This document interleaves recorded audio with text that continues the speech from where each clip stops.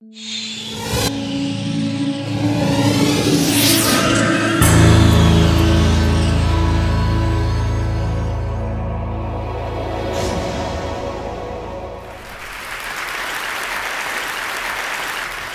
ladies and gentlemen, at TED we talk a lot about leadership and how to make a movement.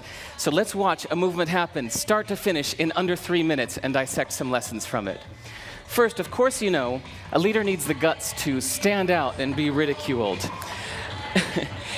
But what he's doing is so easy to follow. So here's his first follower with a crucial role. He's going to show everyone else how to follow. Now notice that the leader embraces him as an equal. So now it's not about the leader anymore, it's about them, plural. Now there he is calling to his friends. Now if you notice that the first follower is actually an underestimated form of leadership in itself. It takes guts to stand out like that. The first follower is what transforms a lone nut into a leader.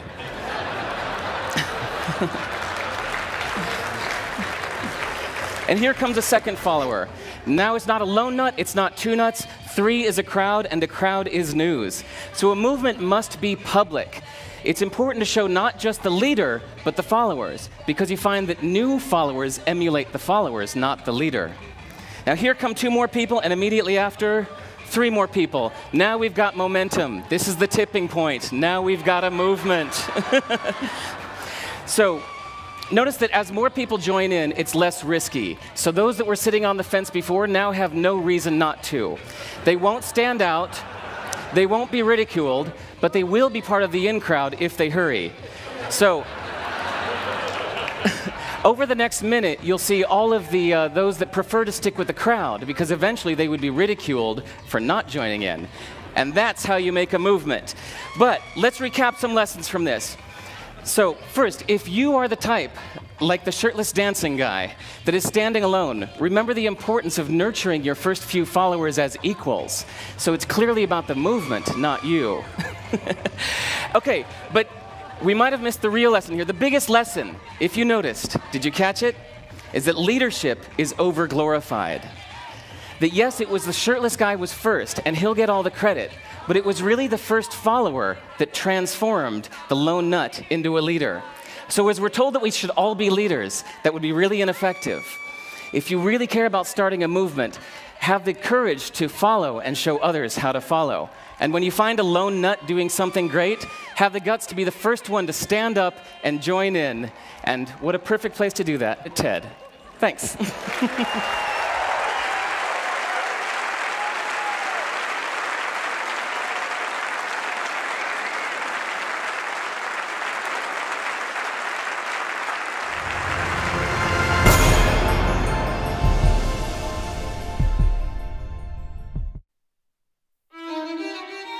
In 25 years, global energy consumption will increase by 50%.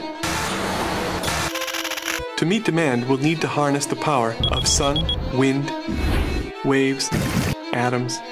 They're all on the table, but today we need oil.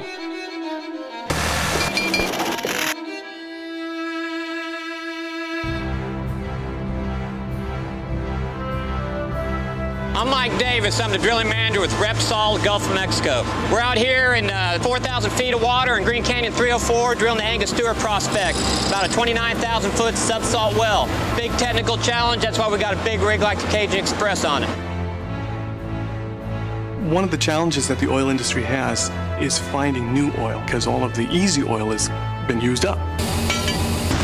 Finding oil is becoming more difficult and difficult because it's always deeper and deeper and deeper. More and more, the industry requires deep computing to find that deep oil. We have tools downhole that evaluate the rock while we're drilling it. This data is being sent up just about instantaneously while we're drilling 5 miles down below the surface. The Barcelona Supercomputing Center is a valuable resource for Repsol because it allows them to crunch those numbers and generate those images that allows them to find the oil. I am in the Barcelona Supercomputing Center, and we are here working to generate the new generation of seismic imaging tools. Because the quality of the data on a prospect that we're drilling today, we're able to reveal deposits that we had never been able to see before. To find this oil, we need to use machines of this size with more than 10,000 processors to process the data that to generate the images of the Gulf of Mexico.